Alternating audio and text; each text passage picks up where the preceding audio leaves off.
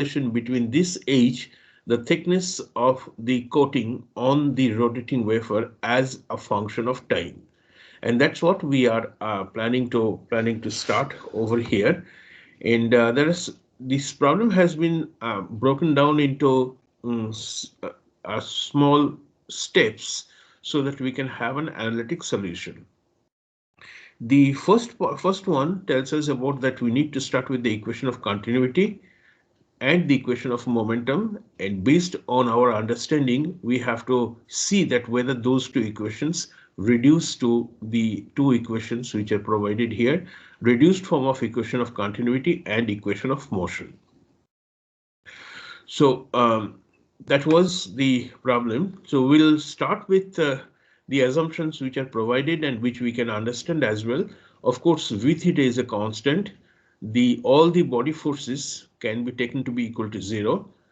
Since it's rotating at a very high speed, and even if it's not horizontal, even then we could say that the effect of body forces on such a small system will definitely be zero. Constant properties, and there is angular symmetry, so del theta would be equal to zero. It can reach some sort of a quasi steady state process, so we would be able to write this as well. And then we have this the statement of the problem says that there is no pressure gradient in any one of these directions. So if we go back to this, it says that since the film is thin, there is no real pressure gradients or fluid accelerations and body forces to speak of. So all these can together be set equal to zero, and this v theta, it's almost rotating like a rigid body. So v theta is not a function of z. That's another statement which has been made in the problem itself. So we'll start with the equation of continuity, and of course the first term is going to be equal to zero. So we could simply say that this would be equal to zero, and then we have, there is no dependence on the theta symmetry, so this term would also be equal to zero. So based on our understanding, then we could simply write that the form of this equation will reduce to this, where we have a vr which could be a function of r and a vz which definitely is a function of z. Now the fluid is essentially, as I mentioned, is moving as a rigid body. So Vr is a function of R and Z. However, when we talk about this Vr as a function of R and Z, we need to understand that what would be the dependence of Vr on R and what would be the dependence of Vr on Vz. So those are the considerations which we need to incorporate in here. I'll go back to this picture once again. Here you would see that this is really, as I mentioned in the description of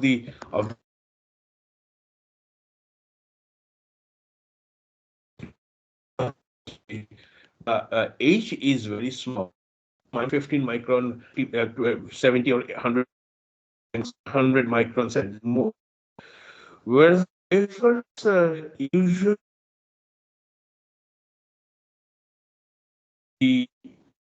to the Z scale. So that is something which we have to keep in mind. So we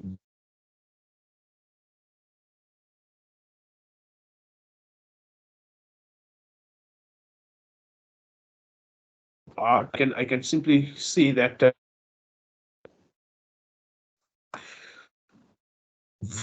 V, and we also understand both V and VZ. Any time in this, and you want me to repeat something, please let me know.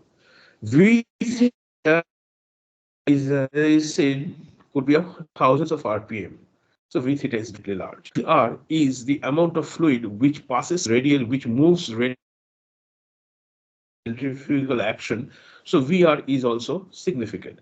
But as a result of this, the top of the photoresist layer will approach the slit below it at a small velocity. So compared to the V theta and VR, the Vz is going to be small. So this is another understanding based on this description of the process, which we can incorporate while trying to solve this equation. So let's what we can what else we can do this. The angular velocity is constant, so v theta is a constant. Vz is small. So based on our understanding of transport phenomena and fluid mechanics before that, my v theta is a constant and there is very little motion in the z direction. So if I need at all to consider the equation of motion, it is the r component of the momentum equation that is to be probed and not component or of the z component. Since v theta is a constant and vz is small, quite small as compared to vr. So I have the equation, or rather the reduced form of equation of continuity over here, and I need to look at the equation of motion. And for equation of motion, the only component that I will be interested in would be the r component of the equation of motion, which looks like this. Okay, equation of in cylindrical coordinate system. We now have to see that Excuse me. which So your component, audio is or disturbing. am I not audible? So your voice is cracking very frequently.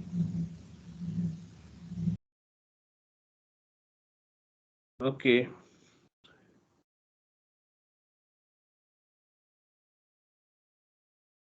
taking this lecture from my home in the campus itself, and probably there are some with with the with a network. Whenever this happens, please let me know, and I will repeat it once again. Am I clear now? I Yes, have sir. Yes. purposefully switched off the video feed in order to conserve the bandwidth, but even then it may happen. So if it does happen, please let me know. Thank you for and I will try to explain it once again.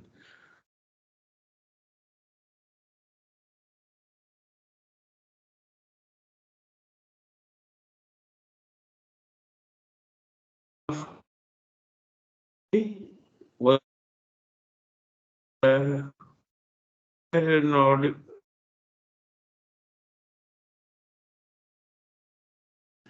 So your voice is breaking very much. Yes, sir.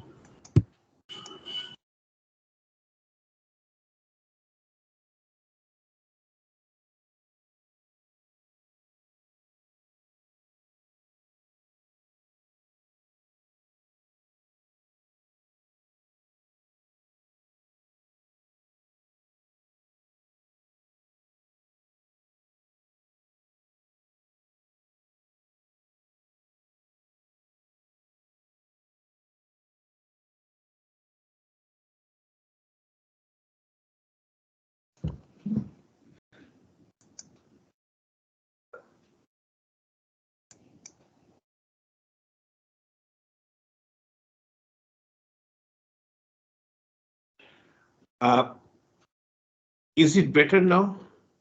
Can you hear me? Yes, sir. Yes, sir, it's better. Okay. Once again, if whenever there is a problem, just let me know, and I'll have to repeat it. There's no other solution available to me right now, because I am the only one using the net at my home at this moment. So I guess the equation of continuity, this part I think I have explained, or did hear me. And what I also said about the relative magnitudes of the three velocities, v theta, vr, and vz. And the v theta, of course, it's at a very high rotational speed, and vr is the leakage rate of the liquid as it moves towards the periphery, as a result of which Vz is going to vary slowly as compared to that of Vr and V theta. So this expression, that this relation V theta, Vr, both are higher than, quite large as compared to Vz, can also be used.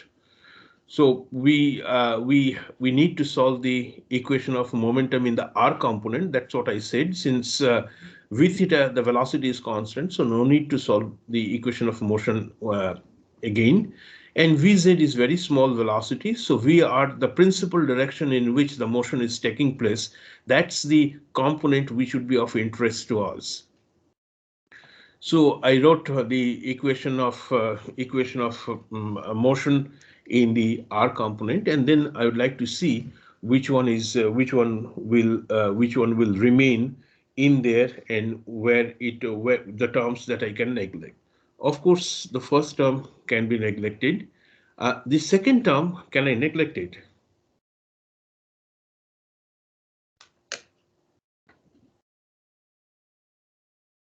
Once again, No, I cannot neglect that because VR is quite large, as I have already discussed. So even though VR is large, so I do not have at this moment any way to neglect VR, any strong logic to neglect VR. So I'll have to keep that in the term.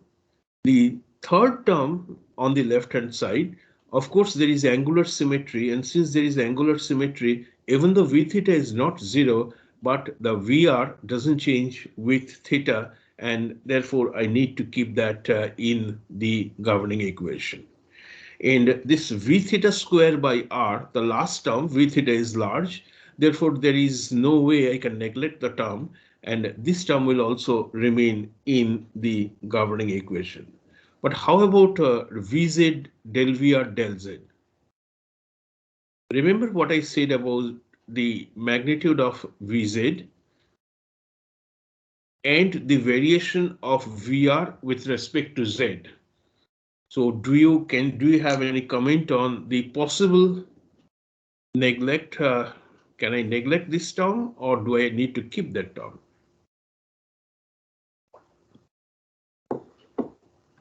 so I think we can neglect the term.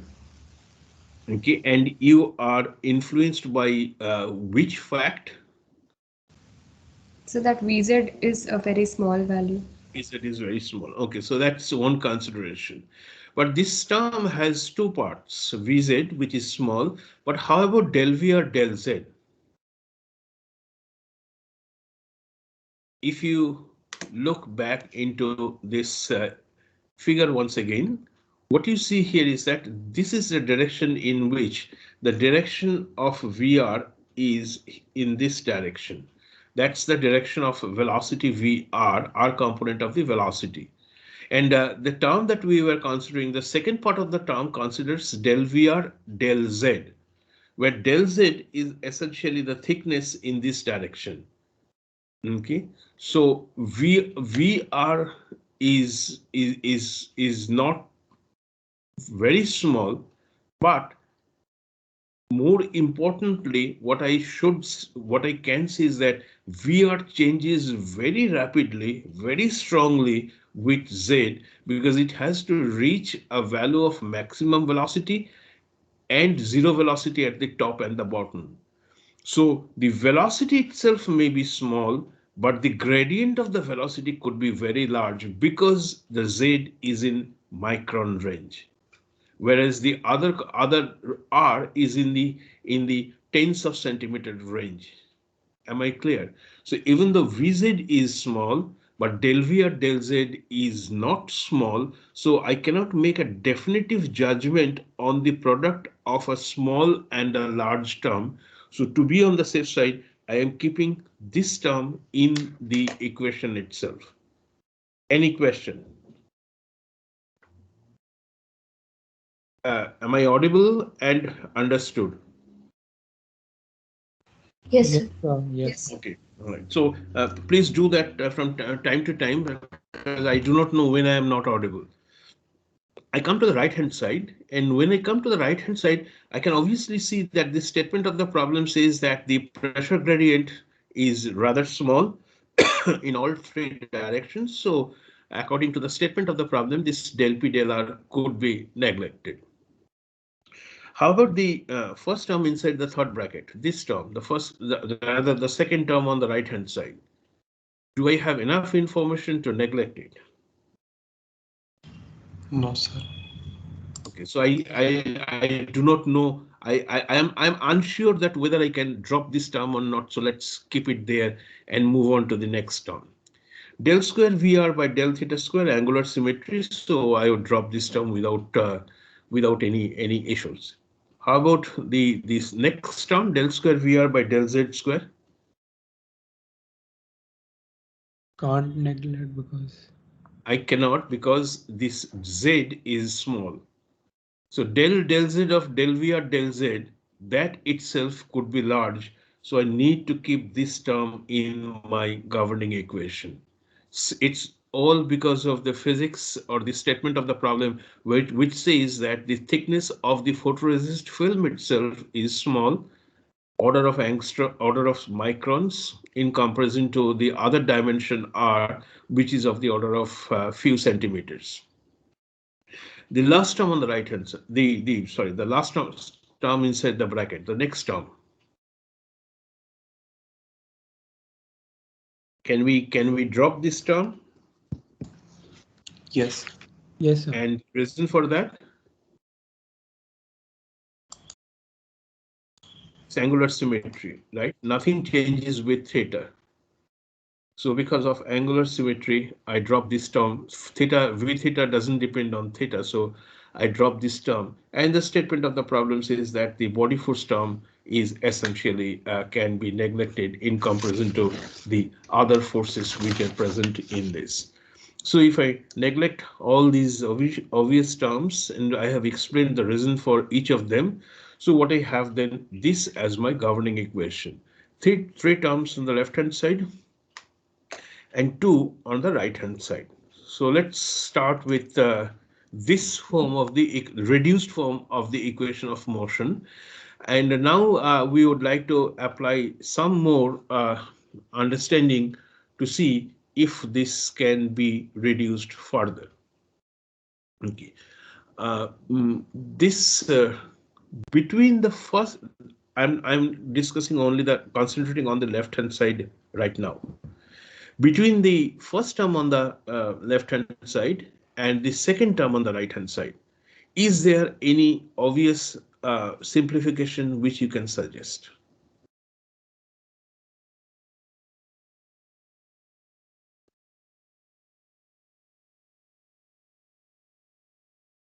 Is there anything obvious which you can suggest? I think I should have done this figure. Let me do this so that it will be easier.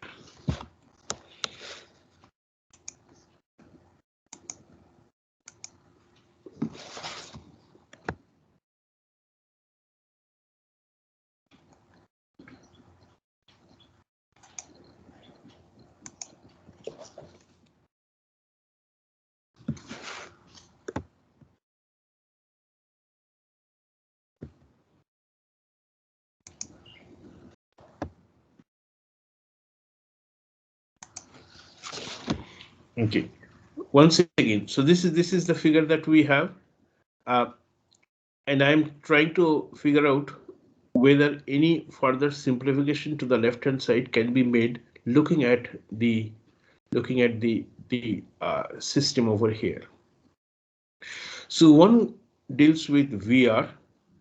This one is also VR. This is the rate of change of VR with respect to R and so on. This essentially tells us or describes the rate of change of VR with Z. So if you think and if you can arrive at some conclusion, which obvious conclusion can be made from this discussion?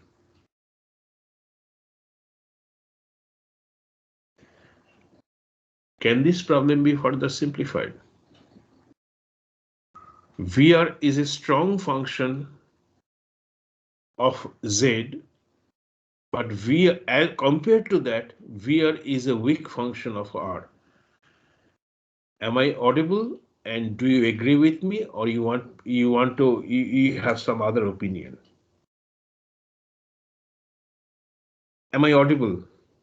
Yes, sir. Okay. Yes, sir. Sir, but how So is, yes, please go ahead.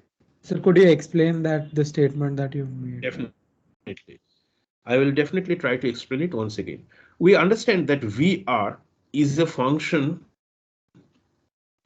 of R and Z, right? So this I can definitely write that my VR is a function of R and Z.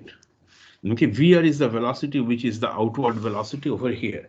Now, if I have to think about the how strong, what kind of a functionality relationship there exists between VR and R and VR and Z.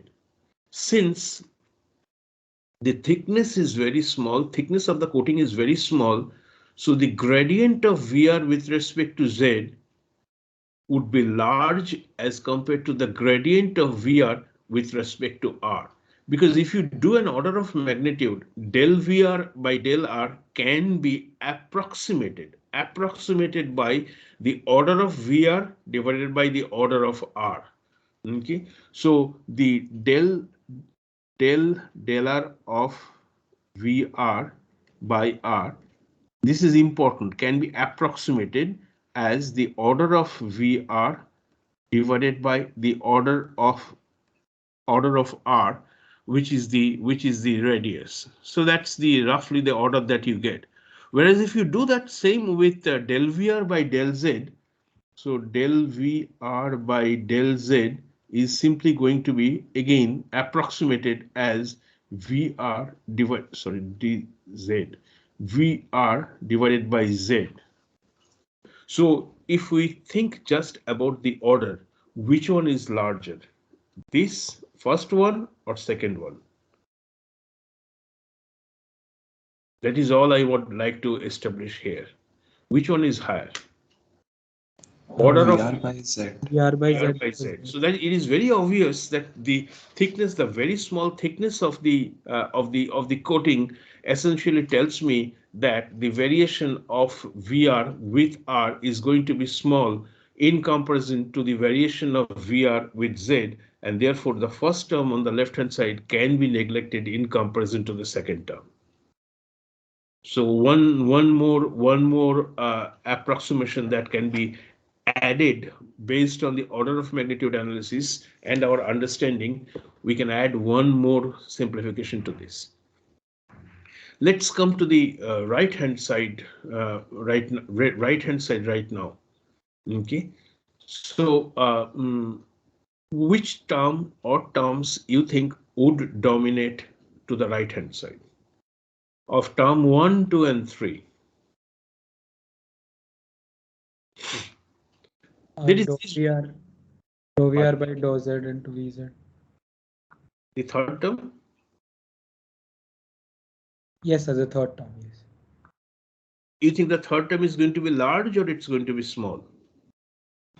It will be large. It will be large considering DZ is, I mean, Z Okay. is. So you're probably saying that this is going to be large because this is large, right? Yes, sir. Or how about this part? VZ itself is small. So you have a product of a large, which I agree, del V or del Z, with another one which is smaller VZ. So small multiplied by large, I have a term. How about VR del VR del R? Can we make some such general statement without getting into specifics that which one is going to be large, which part is going to be large and which part is going to be small? VR and del VR del R. Which one is going to be large? Which one is going to be smaller? So We VR are large and del VR by So del R. VR is going to be large and del VR by del R is going to be small. So once again, I have a product of a large and a small. Now, how would this large compare with this large? I'm not making any statement on that. I'm simply saying that the first term is a product of a large and a small, and the third term is a product of the same. Now let's concentrate on the remaining, the middle term. What is going to be your take on V theta square by R? both will be It large. will be large term. So V theta square by R is definitely going to be large because as I said, V theta is thousands of RPM. So no matter what, if I again think in terms of order of magnitude and our understanding of the problem, this middle term is going to predominate over either the first or the third term on the right hand side. Are all of you with me in this? Is it clear now? So it's not, is any question? Any question? Okay, so I assume that you have understood that I have one term on the left hand side. That's essentially which I have described in here. Uh, so these are all the description which I have just given to you. But we understand the non-zero or the terms which cannot be neglected would be one on the left hand side and one on the right hand side. Therefore, the R component of equation of motion after imposing our understanding on it would simply refer to as mu times d square dz square vr plus rho v theta square by r equal to 0.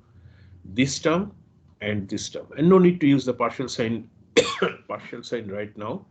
So this is an equation which I can solve. My v theta is a constant. Okay.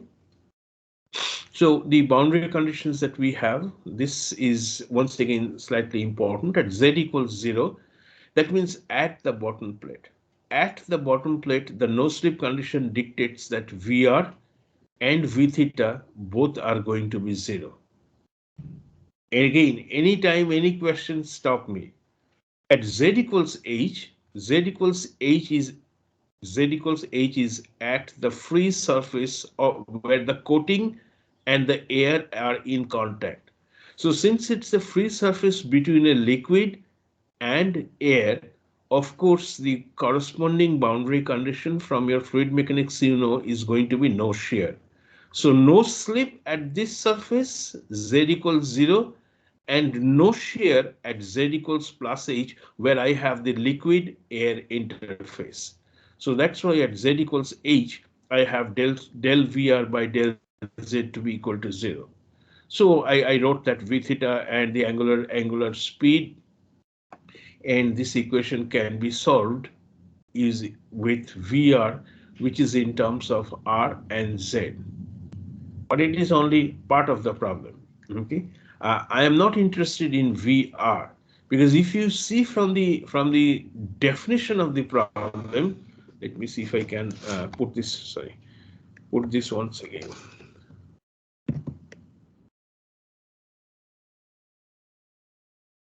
Let me go.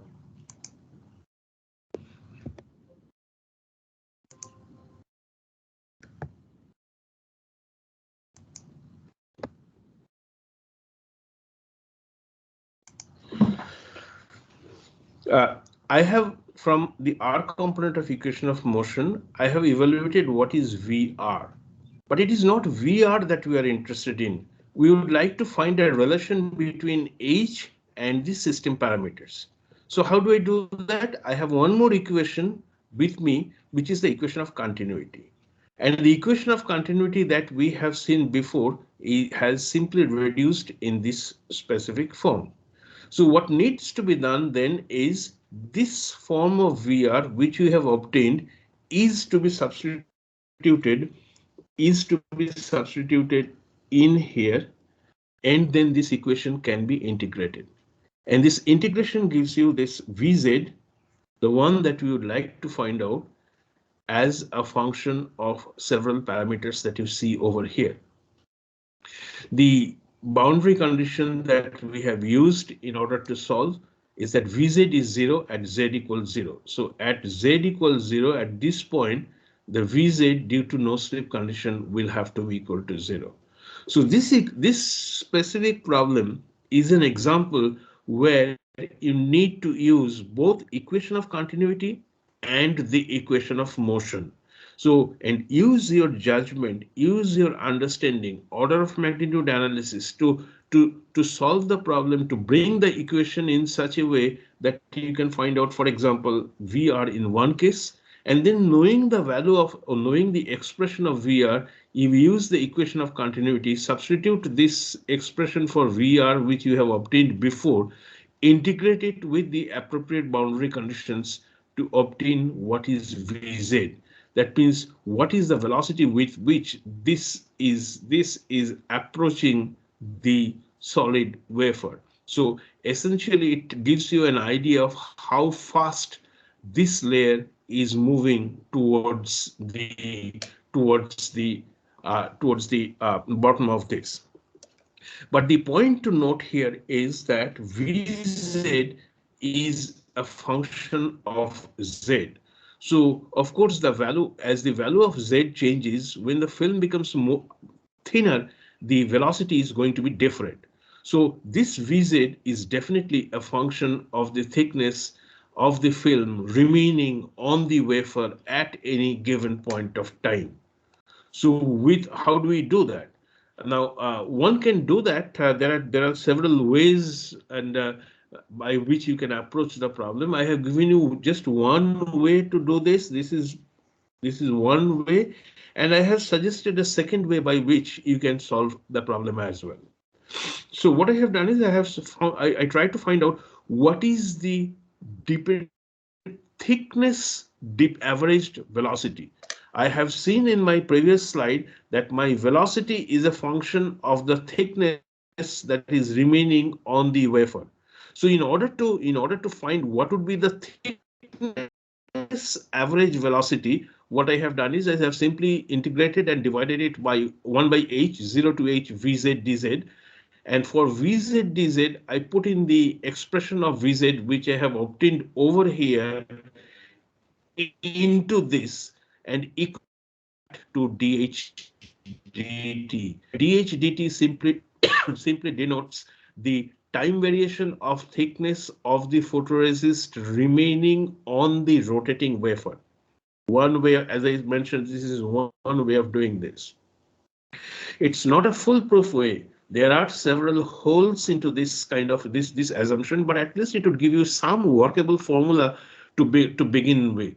So whenever you do this kind of analysis, try to imagine what are the assumptions that you have made, and this is definitely some sort of a convenience, a definition of convenience which I have put in here so as to obtain an thickness average velocity and equate that with dHdt. And then once you do that, then you would be able to obtain what is the thickness at any given point of time t as a function of omega, the rotational speed. This is mu by rho, the kinematic viscosity, and this is the starting thickness of the process. So with this approach, you have an engineering relation. I am not saying that it is scientifically 100% accurate, but sufficiently accurate for any engineering calculation of the variation of age with respect to the system parameters.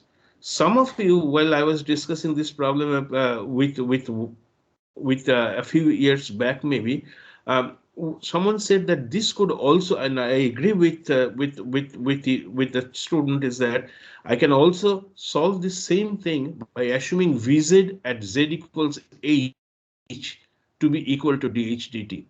So and then solve this equation to obtain h. That is definitely also an acceptable way of solving the problem, and I leave it to you to find out, to figure out how would this h, the expression for this h and the expression for this h, compare with each other, and what kind of a deviation you'd get by assuming what exactly you take to be the downward velocity of the photoresist layer.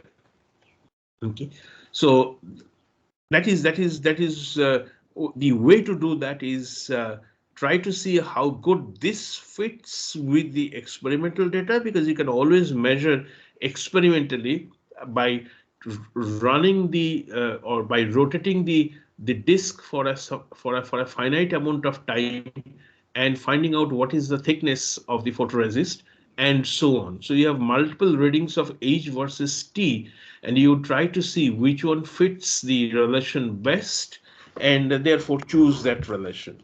So for most of these processes, a chart or a relation of H versus T is available, and but the genesis of that chart or the relation is what we have discussed in this specific problem based on approximations and order of magnitude analysis for the equation of motion and continuity.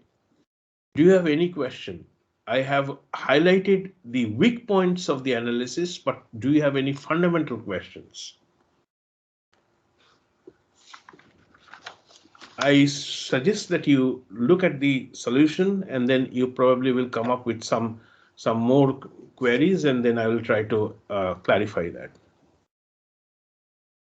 But if you do not have, then let me move on to the next problem, and I would probably complete the discussion on momentum transfer uh, by the by the next class. But there is one problem which is very interesting, and that this I would like to do as the last problem of today's class. Uh, am I audible, and is there any question? Yes, sir, you're audible. There are no questions. Okay, so yes and no is that correct answer? Okay, all right. So the problem that we are going to solve or going to discuss is a problem which is quite common in bearings and in surfaces when you separate two surfaces by a thin layer of lubricant. That's the industrial application, and you put a load on the upper plate which can approach the lower plate, lower stationary plate, and when it does, it displaces the lubricant out radially. Now how much load this kind of a system can support would depend on what is the pressure that you have on the outside, what is the pressure that you have created or maintained in here, the properties of the liquid, the system size, and what is the velocity that finally has resulted in this. Because no matter what you do, since there is an opening, there could be some leakage all the time.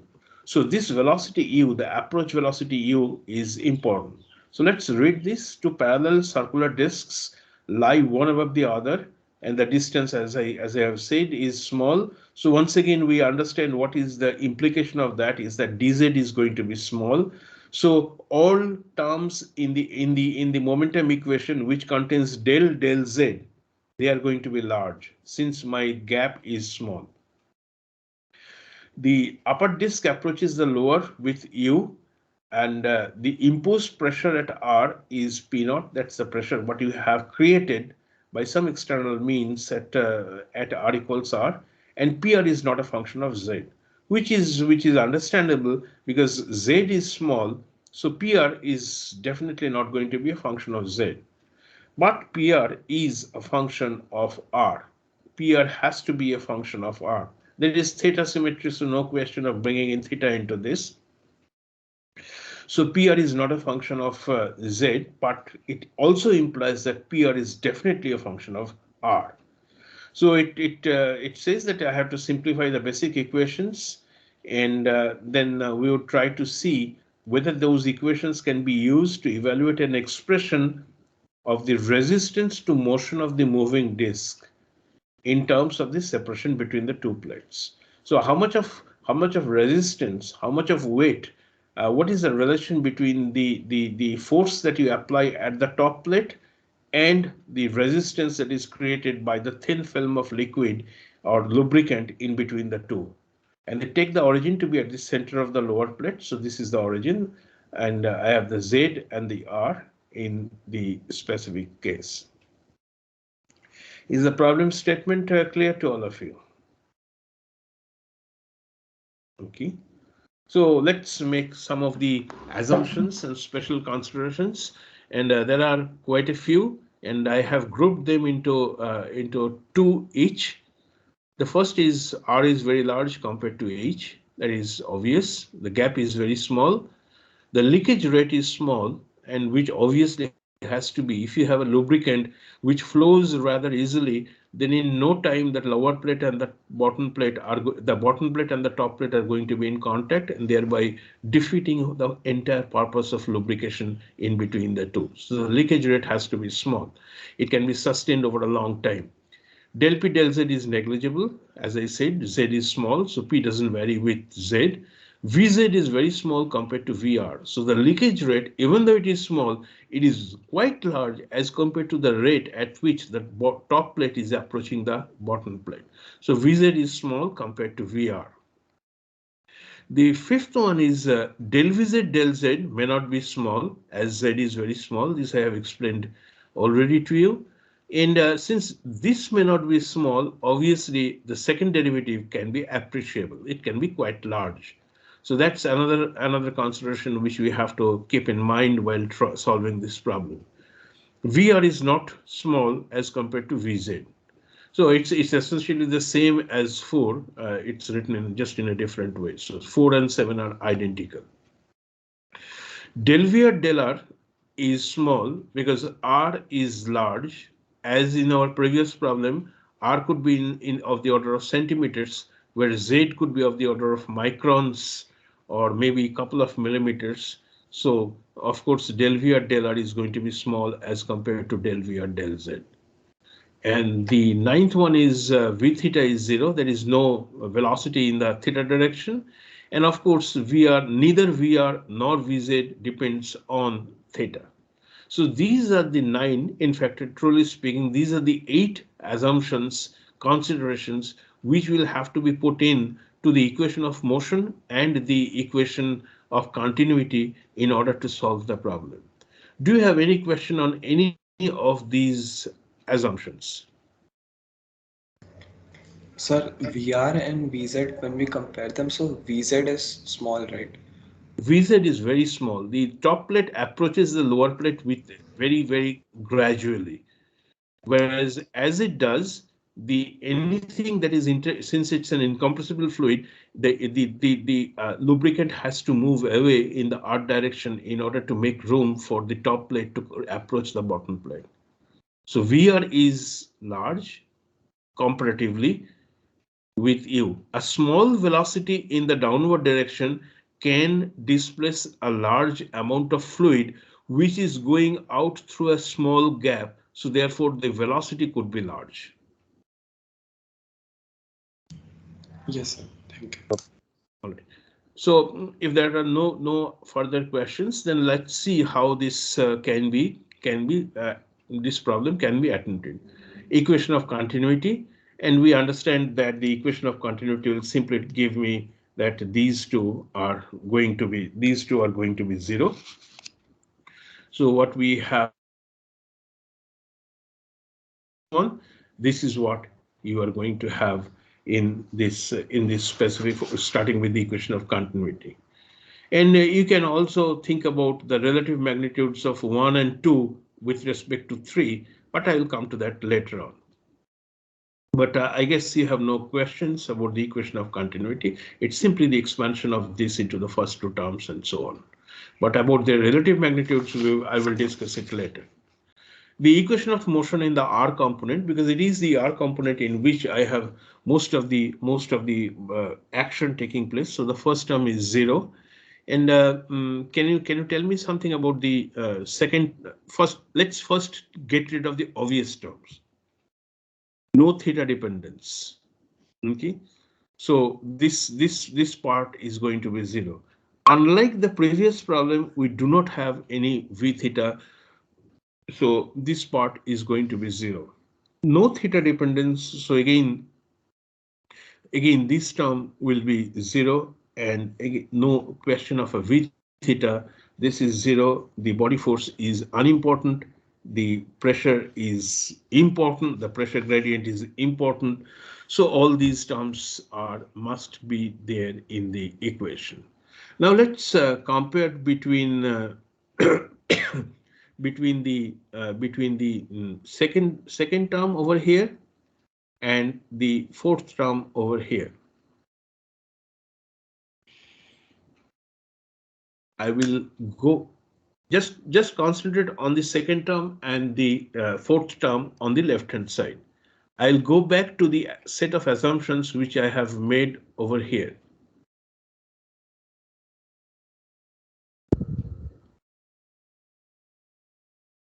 Okay,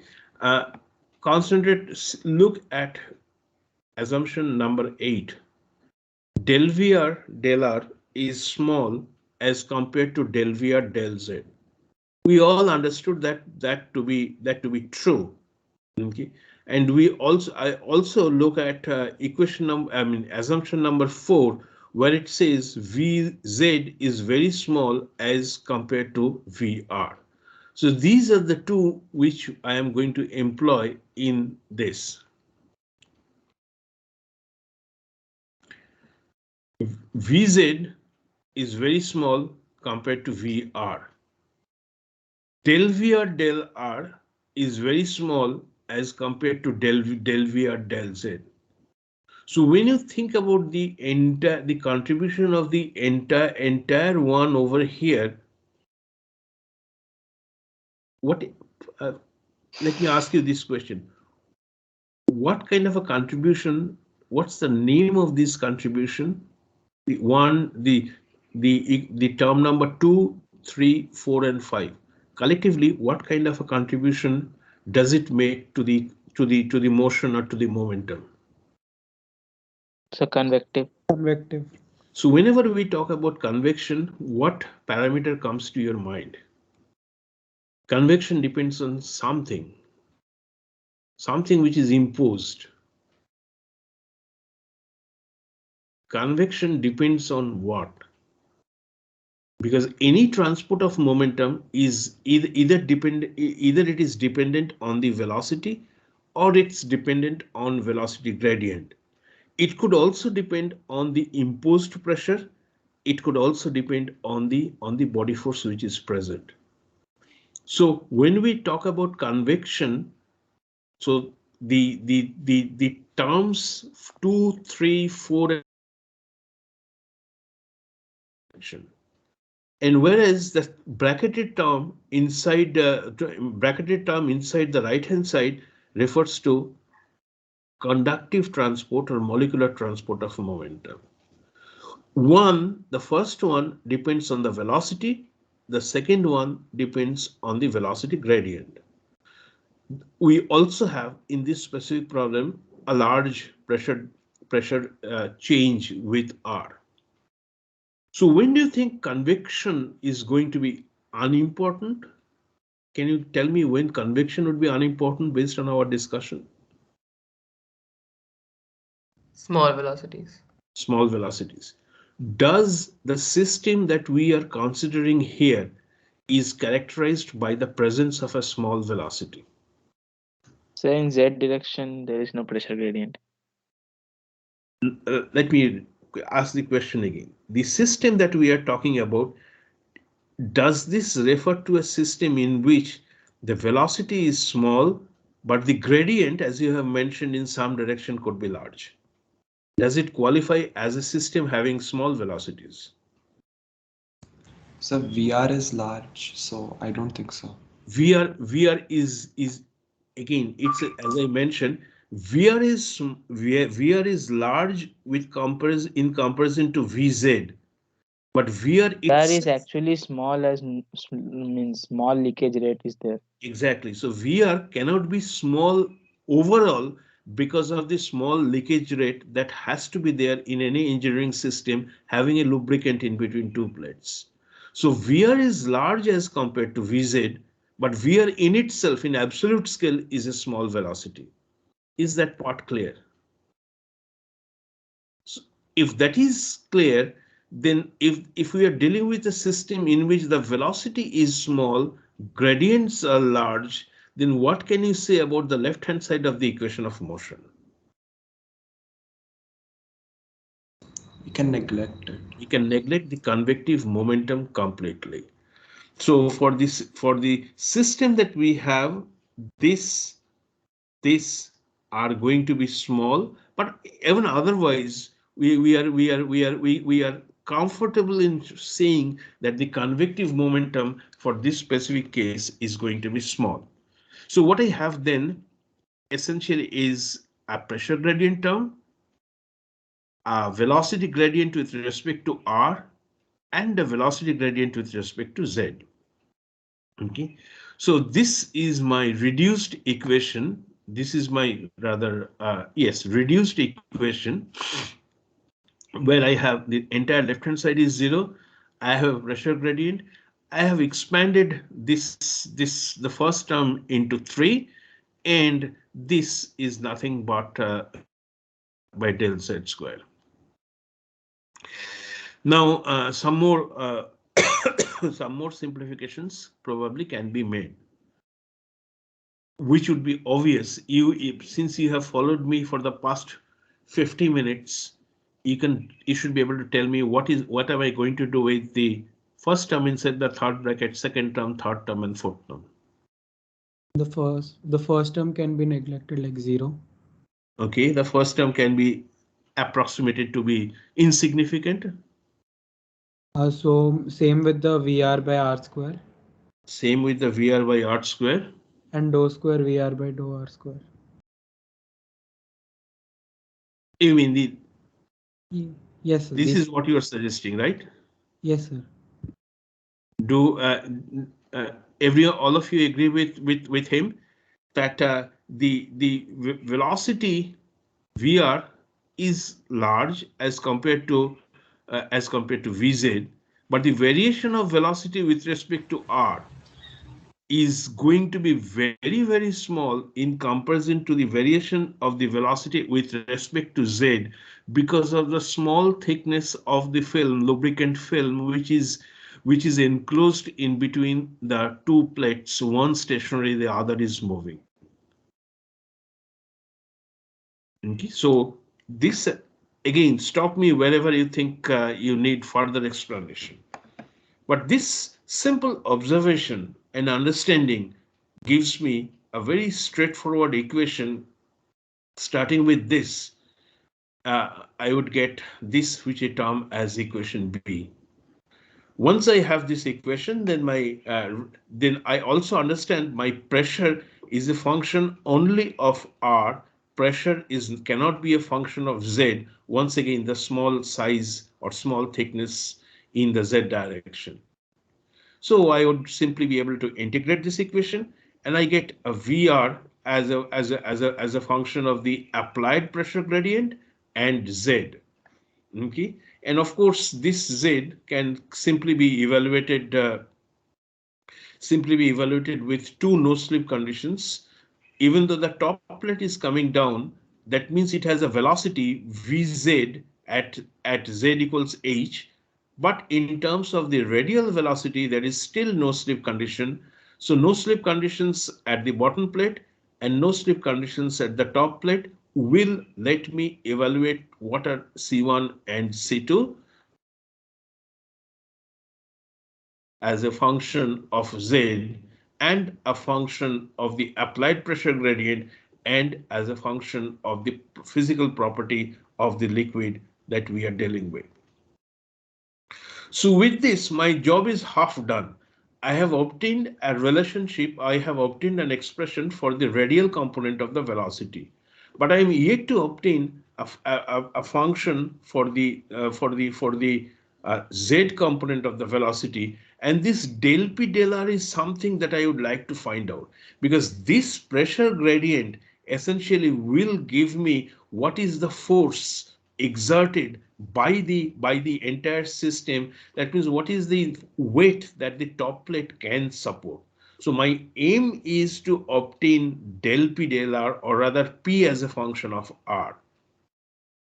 So I take the help of equation of continuity and I plug in this over here, put C into here, and then we integrate this. And what are the integration? Now I am trying to find out Vz. So what are the boundary conditions in Vz? One is a no slip condition at z equals 0, And the second is again a no slip condition. And here I distinguish that Vr is 0, but Vz is equal to minus u, because the top plate is approaching the bottom plate with a velocity in the minus z direction. Questions? So I solve equation of motion, bring in equation of continuity, put the expression of Vr in there, integrate this equation with the two boundary conditions. They are again no slip with a constant negative velocity. And what I have then is capital U as in this form. Okay, this you can do on your own, so I'll skip this part. Simply an integration to obtain Vz with the boundary condition Vz to be equal to minus u, and that's how minus u comes in over here. And here you see that u is a function, complex function of this. But the important one that I would like you to appreciate is that now I have a relation where u is a constant, everything h is a constant. I have a differential equation which would give me a relation between P and R, the variation of P with R. And we also know that P does not depend on Z. So that's why I am using this dP/dr and not del P del R. So equation of continuity enables me to obtain a function, a governing equation, differential equation for pressure with respect to R. That is what we are slowly approaching towards what we want to achieve in this. So starting with this, I simply integrate this and I obtain this expression for dPdr. And of course, if you divide both sides by r square, then you have a C1 by r over here. And pressure cannot be infinite. We have used this condition before. Pressure cannot be infinite at r equals 0. So the only way that we can handle uh, that r cannot be 0 is if I set C1 to be equal to 0. So as dPdr is finite at r equals 0, so C1 has to 0. And our condition stated in the problem says that P is a known pressure P0. Sorry, this should be capital R. This small r should be capital R, which is there in the anyway. We can correct it later on. So with this, I get the expression for P as a function of small r. So P naught is the pressure which you have imposed in the system. U is the velocity, mu is the property, H is the separation, and this would give you the pressure, or rather P minus P naught as this. And once I have the pressure variation inside the thin gap in between the two plates, the force is rather simple. The force is simply twice pi r dr pressure difference. Put in the expression for pressure in here, integrate, and what you obtain is this is the force which is exerted. This is the force which is exerted by the resistance to motion because of the movement of the top plate towards a bottom plate situated by a small distance apart with a lubricant film in between. You need to do the steps on your own, because right now on a slide it looks quite simple and easy, but you still have to do this to make sure that you get the required practice. But do you have any fundamental question? Yes, so just a small clarification. In the Yes. beginning, in our assumptions, we assume that del VR by del Z is of the order of VR by Z. So, Let me go back to that place at the beginning yes, sir, here. in the assumptions. Yes, sir. In Right. the del VR by del R and del VR by del Z, we are assuming of the order of VR by Z and VR by R, right? So, do we need It's more an information? approximation. You are talking about the number 8, right? Yes, sir. Number 8 and number Yes, yes, sir. number So 8. So yes, what sir. I So mentioned, please go ahead, complete your question. Yes, sorry. yes, sir. So do we need more information to make that assume that, or can we say that for most cases, other cases also? For this type of cases where we have a lubricating system where there is a small gap in between two plates, it could be like two plates could be stationary, one plate could be rotating as we have done in the previous problem. In all such cases, the gap in between the two solid plates are generally very small, whereas R is substantial. As I said, R could be in terms of centimeters or whatever, whereas Z is of the order of maximum millimeters, millimetric gap in between two plates, moving or stationary. That is what the lubrication system is all about. Any lubricating system which you would encounter in engineering, the gap is always very small in comparison to the length scale. Okay, so So, but did I? what if there is not much change with respect to Z? What if our VR was not changing with respect to Z? Then in that case, del VR by del Z would still be quite small, even though Right. Z is Okay, small. right. Your question is that I'll rephrase the question. What if VR is not a function of Z? What kind of a can I make this assumption? But I think more important is when can we have a system in which VR is not a function of Z? Now you would know, you would recall that in most of the cases, for the case of laminar flow, the velocity profile in between two plates in presence of a pressure gradient, which is this case, it's going to be parabolic in nature. So VR definitely varies with Z, and the VR is going to vary strongly with Z since the gradient is very large. So you have some velocity at the center line and zero velocity at the top plate and at the bottom plate. So if we take the, let's say the distance to be about 100 microns, so in 50 micron, the velocity changes from maybe millimeter per second to zero. So if you divide millimeter per second divided by the half of the gap, it itself is very large. So the velocity could be small, but the gradient could be large. And when you say that the velocity is not going to be a function of Z, that can happen only in a situation which is ideally called plug flow, where the velocity has a flat profile, not a parabolic profile. And you know that flat profile can only be approached. Approached is the key term, approached for the case of highly turbulent flow, where there is no parabola and the profile approaches that of a flat line in between. So del V or del Z, I mean VR is a constant with respect to Z, and you will never get a turbulent flow. Forget about highly turbulent flow in a lubrication system. It is always going to be laminar. It has to be laminar, otherwise the leakage rate is going to be very large. Yes, sir. Understood. Okay. Any other question? So could you please explain why the term VR by R square was neglected during further simplification? I guess We, in the last to last slide, second last slide. where was it? In the next, I Next. guess. Yeah, previous one. Right. Yes, this one I think you are talking about. Yes. Okay. VR centimeter per second, R centimeter. Okay. So Yes, sir. that's what it is. Whereas Mhm. this is centimeter per second, but the Z here is 100 micron.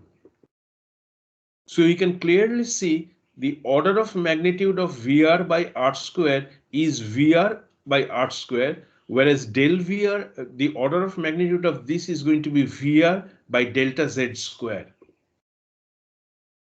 Okay, the order of magnitude of this is VR by millimeter square, centimeter square. Whereas this is going to be the order of millimeter per second, same as over here, but instead of centimeter per square, this is going to be 100 micron square. So this term is going to be very, very large as compared to VR by R square. Am I clear now? Yes, yes. Thank you. So that's why, that's how I could drop this term and all the other terms which has r or r square in the denominator, or del r square in the denominator, compared to del z square, any term containing that, because the numerator is more or less fixed in all cases. It's all VR. In some cases I have r square and del r of del r. So the order is simply going to be r square once again, but this is going to be z square. Any other question? Okay, so this I think I have taken more time than the class, but it gives you a very comprehensive idea about how we can use your imagination and understanding in order to obtain something very specific, very concrete. So I would discuss two problems in the next class, in the first part of the next class, but not solve them completely, and leave that to you, and then start the discussion on boundary layers. So thank you once again. We'll have our class on Friday. Bye for now.